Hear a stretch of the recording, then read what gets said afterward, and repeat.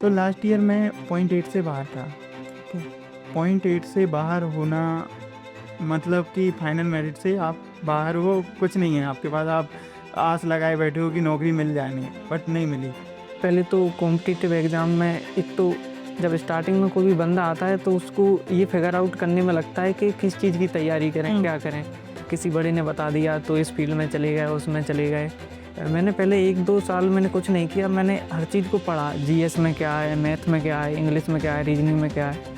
इन सब सब्जेक्ट को अच्छे से करने के बाद फिर मैंने कुछ एग्ज़ाम्स दिए। तो स्टार्टिंग के 2 ईयर्स तो ऐसे ही हुए कि मैं 13-14 पेपर दे लिए थे और मेरा एक प्रीलिम्स तक नहीं हुआ। ये दोस्ती हम कभी नहीं तोड़ेंगे, तोड़ेंगे दम मगर तेरा साथ ना छोड़ेंगे। इस लाइन को जिया है हमारे जय वीरों ने। और कहते हैं ना कि दोस्ती, आजकल कहते हैं कि दोस्ती बर्बाद कर देती है, मगर दोस्ती आबाद भी करती है। अगर अच्छी दोस्त हो तो आपको सफलता तक लेकर जाती है। वैसे हम आपके सामने एक बहुत प्यारी स्टोरी लेकर आए हैं, सक्सेस स्टोरी हमारे अमर की एंड आदर्श की, जिन्होंने इस एग्ज़ाम को एक साथ क्वालिफाई किया, एक साथ प्रिपरेशन की, एक साथ क्वालिफाई किया। तो गाइस जानते हैं इनकी स्टोरी को। सबसे पहले वेलकम अमर एंड आदर्श, कैसे हैं आप सब?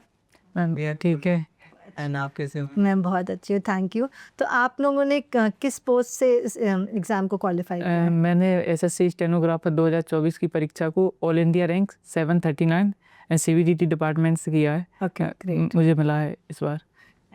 एंड मैम मेरा जो रैंक रहा है 101 एसएससी स्टेनोग्राफर 2024 से। और मेरे को डिपार्टमेंट मिला है डीओपीटी सीएसएस सेंट्रल सेक्रेटरीट में, दिल्ली में ही।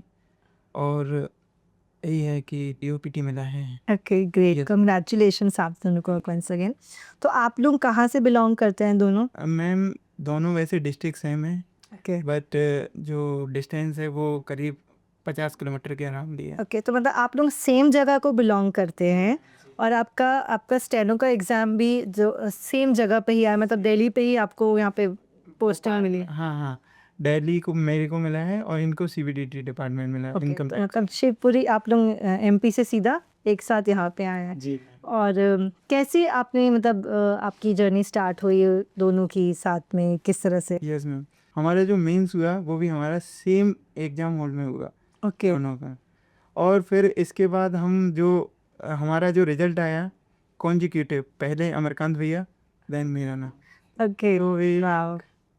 काफ़ी अनफॉरगेटेबल मोमेंट रहा दोनों का। मैंने नहीं देखा, इन्हें मेरे को रात में फ़ोन किया कि तूने देखा क्या, क्योंकि मैंने तो अपना नाम देखा हाँ, और इनने इनका देखा। दोनों को पता चल गया कि दोनों सिलेक्ट हो गए। ओके और क्योंकि हम दोनों में एक बहुत बड़ा केओस सा कह सकते हैं आप, कि हम दोनों श्योर नहीं थे। आप लोग कहेंगे कि हम तो पॉजिटिव थे, हमारा तो हो ही जाएगा। वैसे हमारे मार्क्स डिसेंट थे, मेरे 172, इनके 161। ओके तो हमें था कि पोस्ट तो मिलती हैं, बट हमको स्किल का श्योर नहीं थे मैम, क्योंकि अनसर्टेनिटी जब तक रहती है, जब तक आपके पास फाइनल रिजल्ट ना हो जाए। ना आ जाए। तो हम दोनों ये सोचते थे कि भाई अपना हो जाएगा कि नहीं। तो एक समय पर हम, एक तो क्या है, एग्ज़ाम रिजल्ट बहुत डिले हो गया था, 2 से ढाई महीने डिले हो चुका था। ओके इसके बाद हमने दोनों फ़ोन पे टच रहते थे। इससे पहले हम नंबर भी शेयर नहीं थे। नंबर शेयर कब हुए, स्किल हो गया इसके बाद इनने हमको कॉल किया, तब हम टच में आए। तो इनने मुझे फ़ोन करते रहते थे। एक तो हम ऐसे कहते थे कि यार भाई पास हो पाएंगे कि नहीं। तो एक समय ऐसा आ गया था कि भाई मैं तो फेल हूँ, ये भी ऐसे कहने लगे थे कि भाई मैं भी फेल हूँ। तो दोनों हम 25 के लिए प्रिपेयर करने लगे थे। ओके मैंने लाइब्रेरी ज्वाइन कर ली थी। मेरे लाइब्रेरी मेट कहने लगे थे कि अब तो तुम्हारा हो गया, दूसरों की सीट खाओगे। ऐसे जब तक कुछ नहीं, मैम बोलने वाले कुछ भी कहेंगे, कह देते हैं, हाँ। और जब तक नहीं मानना चाहिए जब तक आपका फाइनल फाइनल ना आए। एग्जैक्ट। तो उसके लिए मैं 25 के लिए हम दोनों करने लगे थे मॉक स्टार। ओके और पहला जो मैंने ही दिया, उसमें मेरे 153 मार्क्स थे।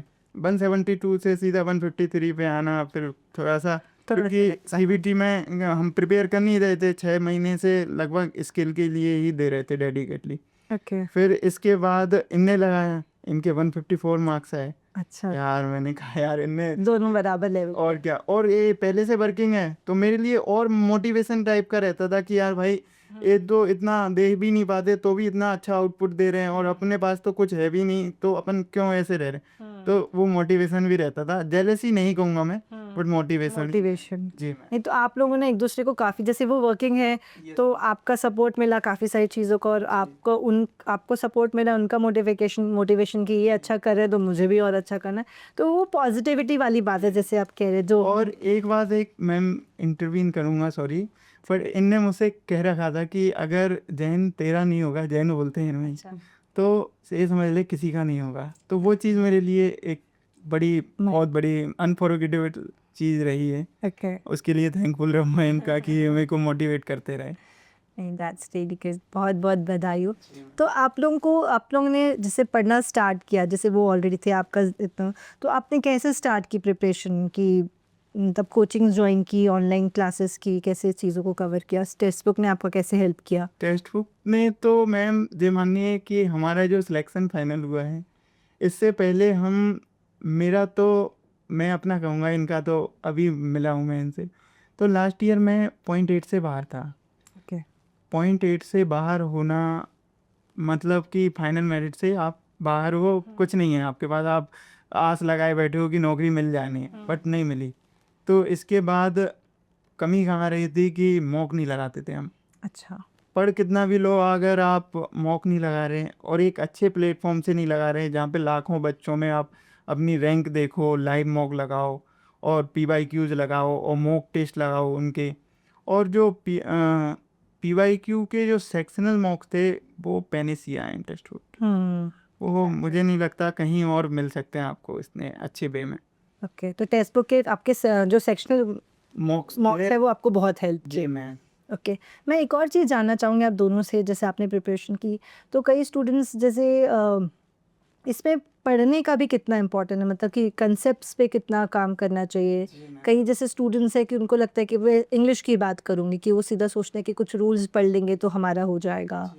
तो आपको क्या लगता है कि यहाँ पे पढ़ाई किस लेवल की करनी चाहिए? जैसे आपने मॉक्स किया उसमें, मगर आप लोगों ने उसके पहले तो प्रिपरेशन की होगी, वो कैसे आपको लगता है कि करनी चाहिए? तो जैसे हमारा जो मैं भी हिंदी मीडियम से था, ओके। Pure Hindi medium. अब इंग्लिश का हमारे यहाँ ऐसा रहता था कि नेगलेक्ट करके रखते थे। मोस्टली लोग फोर्स की तैयारी करते थे और हम अकेले ऐसे थे कि यार इंग्लिश कर लेंगे, और हमारे में तो डोमिनेंट ही इंग्लिश है। 100 मार्क्स 100 मार्क्स की एग्जैक्ट। तो इससे पहले हमारे जो मार्क्स आते थे वो इतने डिसेंट नहीं आ पाते थे। तो हमने क्या किया कि पहले तो कंसेप्ट किए अच्छे से, कंसेप्ट करने के बाद फिर उनको आप जब तक मॉक के फॉर्म में नहीं उतारोगे तब तक कुछ नहीं होना। और फिर इंग्लिश को तो आपको 3 फॉर्म में बांटना ही पड़ेगा। जैसे पहला आपका grammar, second vocab, third RC यानी रीडिंग। तो रीडिंग के लिए मैं ये नहीं कहूँगा कि मैंने ज़्यादा न्यूज़पेपर पढ़ा, मैं इतना हिंदी मीडियम से था तो इतना जल्दी मैं नहीं पकड़ पाता था न्यूज़पेपर। तो इसके लिए मैंने ज़्यादा टेस्ट लगाए।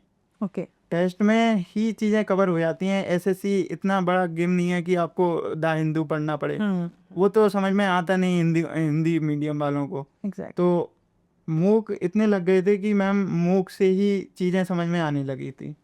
तो मैं अपनी प्रिपरेशन का तो मेन श्रेय यही कहूँगा कि मूक से ही होगा।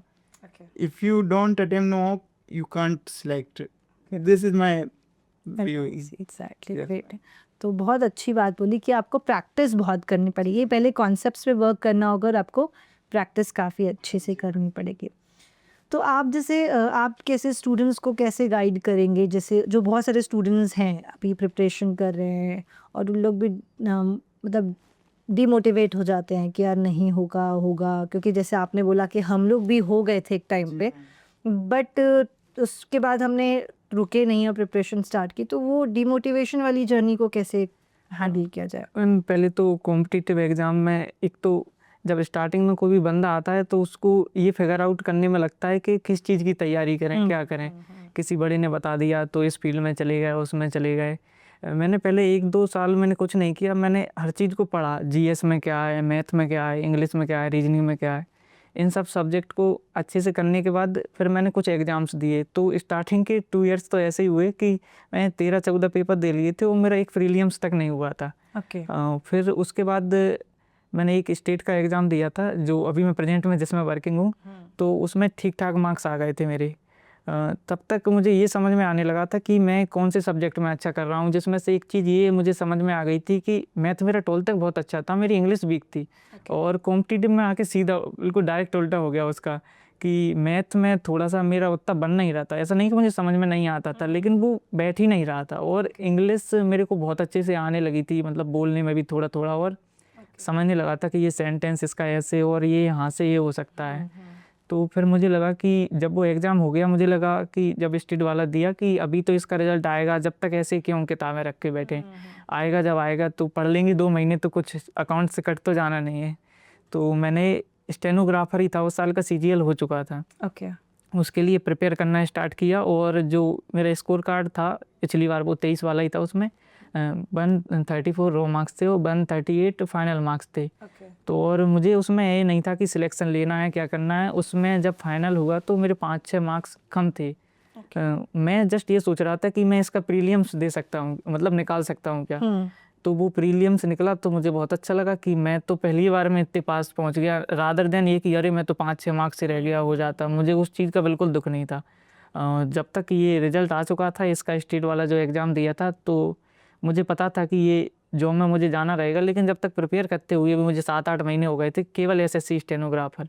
और जब तक मेरे दिमाग में एक चीज़ जो मैंने कही थी अनसर्टेनिटी रहती है कि क्या करें क्या प्रिपेयर ना करें, मेरे को बहुत अच्छे से समझ में आ चुका था कि ये पर्टिकुलर एग्ज़ाम है जिसमें अपन बहुत अच्छा कर सकते ये हैं। बात आपने बहुत सही बोली कि कई बार स्टूडेंट्स ना किसी के सुन के एग्ज़ाम्स देने लगते हैं, वो रिसर्च नहीं करते, और वो मुझे लगता है स्टूडेंट्स के लिए बहुत ज़रूरी है। अभी जैसे टेक्स्ट बुक ने भी एक नया सुपर पास लाइव लॉन्च किया है, जिसमें अब आपको सारे मतलब एग्ज़ाम का एक्सेस मिल जाएगा सुपर कोचिंग्स में, कि आपको बैंक की भी क्लासेस, SSC की भी क्लासेस है, रेलवे भी क्लासेस है, EJ।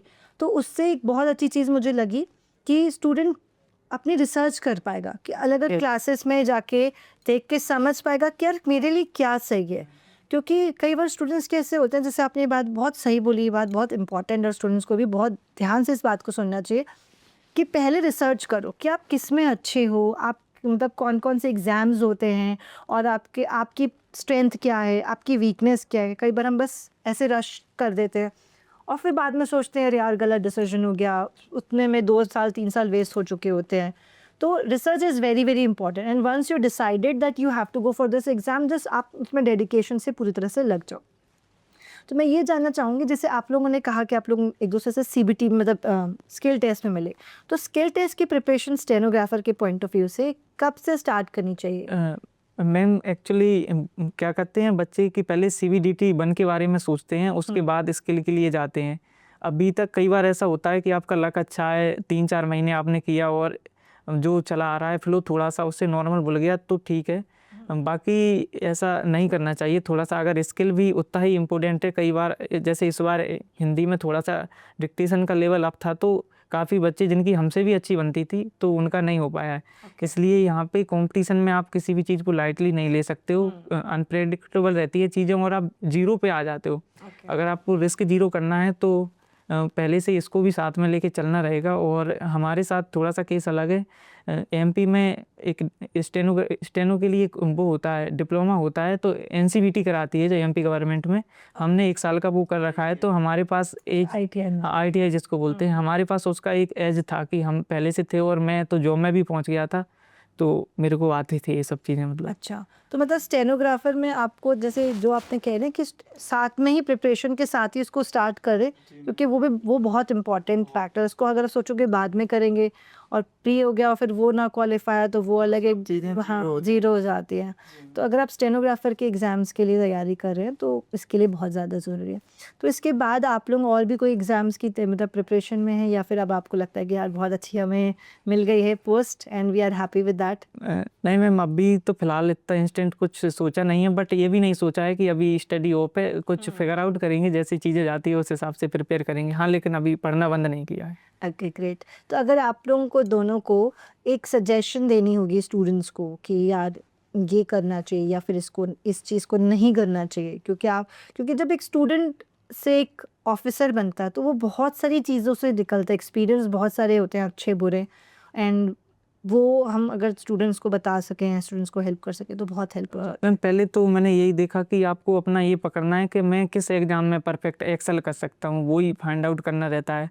फिर उसके बाद जो वैकेंसी को आपको समझना कि आपके अकॉर्डिंग है कि नहीं, आप इस फील्ड में जाना चाहते हैं कि नहीं। फिर उसके बाद आप एक आध अटेम्प्ट देंगे उसका, तो उसमें नहीं भी होता है तो कोई बात नहीं, आप जब अगली बार उसके लिए प्रिपेयर करने जाएँ तो उसका जैसे ही मॉक चलता है उसमें आप समझें कहाँ मेरी पिछले साल कमी थी, कहाँ मैं बेटर कर सकता हूँ, उस टाइम सिचुएशन क्या थी, अब इस बार क्या होगा, अभी पिछली वैकेंसी कितनी थी, इस बार कितनी है, उस हिसाब से कट ऑफ कंपटीशन कितना बढ़ रहा होगा, मुझे कहाँ पे स्टैंड करना है, उस हिसाब से प्रिपेयर करें तो आप 1-2 अटेम्प्ट में आराम से समझ सकते हैं कि आप होंगे या नहीं होंगे, या मतलब और भी लग सकते हैं, आप फिगर आउट कर लेंगे।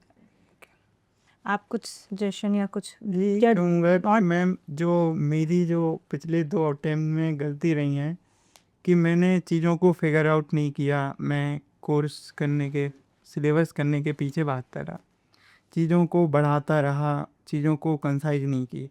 बट इस बार मैंने क्या किया, चीज़ों को कंसाइज किया, मूव प्रैक्टिस ज़्यादा की, क्योंकि उससे फियर हटता है सीधा सा।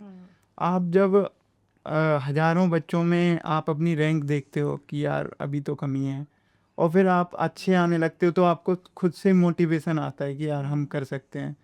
तो यही है कि आप पहले तो अच्छे से सिलेबस करिए, सिलेबस को इतना हेक्टिक भी मत करिए कि आप मल्टीपल रिसोर्सेज रख रहे हो, लिमिटेड रिसोर्सेज और मल्टीपल रिवीजन, दैट इज़ की आई थिंक।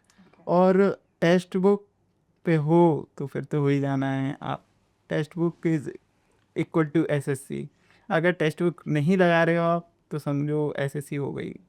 तो मतलब आप पहले अच्छे से सुपर कोचिंग को ज्वाइन कर लें, अच्छे से पहले अपने कॉन्सेप्ट्स को समझ लें, क्योंकि पहले तो हमें वही करना होगा, उसमें आपके कॉन्सेप्ट्स अच्छे स्ट्रॉन्ग हैं, देन आप लोग टेस्ट पे फोकस कीजिए, जितने से ज़्यादा प्रैक्टिस हो सकती है प्रैक्टिस करें। तो ये तो आपकी जर्नी बहुत अच्छी थी। अब आप तुम जैसे दोनों साथ में वर्किंग है, तो यहाँ पे क्या कैसा एक्सपीरियंस है आपका? जे अब एसएससी ने दोस्त ऐसे बनवा दिए कि like brother from another mother, तो वही वाली बात हो गई। आप लोगों का सोल कनेक्शन है, तभी आप लोग इतने ज़्यादा मिले हैं। मैम हम दोनों ने जो टाइम रिजल्ट से पहले स्पेंड किया है वो अनफॉरगेटेबल रहेगा, क्योंकि मैम उस टाइम पे हम दोनों होपलेस थे, दोनों ही नेगेटिव पर्सन हैं। हम नहीं कहेंगे कि हम पॉजिटिव हैं, बिल्कुल नहीं कहेंगे हवाबाजी, बिल्कुल नहीं, नहीं बिल्कुल नेगेटिव, दिल से नेगेटिव हैं कि जब तक हमारा फाइनल में नहीं होगा हम भाई फेल हैं। अच्छा, तो फाइनल में जिस दिन हुआ दोनों ने एंजॉय किया। बाकी इनका बहुत बड़ा वो रहा कि इनने कहा था कि जैन तेरा नहीं होगा, फिर समझ ले किसी का नहीं होगा, वो उस बात के लिए थैंकफुल हमेशा रहूँगा मैं इनके लिए। That's really great. तो कंग्रेचुलेशंस, एंड ऐसे ही आप अपनी दोस्ती को मेंटेन रखिए, और अब आगे जो भी अच्छा करेंगे साथ में कीजिए, क्योंकि मैंने ये चीज़ नोटिस की कि अगर आपके साथ एक भी पॉजिटिव, मतलब एक भी इंसान जो आपको समझता है और सपोर्ट करता है, उससे हमको फिर दुनिया से फ़र्क नहीं पड़ता कि दुनिया हमें कम बोल रही है, ज़्यादा बोल रही है। When one person is supporting, that's enough. तो ऐसे ही बस अपनी दोस्ती को बनाए रखें और ग्रो करते रहें। हो सकता है आप डिफरेंट एग्जाम्स दें, फिर हम मिले दोबारा, आप दोनों को साथ में देखें। All the best, thank you so much. Thank you ma'am. So guys, I hope आपने इस सेशन से बहुत कुछ सीखा होगा, फ्रेंडशिप की इंपॉर्टेंस सीखी होगी, रिसर्च समझा होगा कि यार R&D करना कितना ज़रूरी है, कि आप किस में अच्छे हैं किस में अच्छे नहीं हैं, फोकस रहना सीखा होगा, और एक दूसरे के सपोर्ट से भी हम बहुत अच्छा कर सकते हैं। तो thank you so much, bye guys and take care. Thank you ma'am.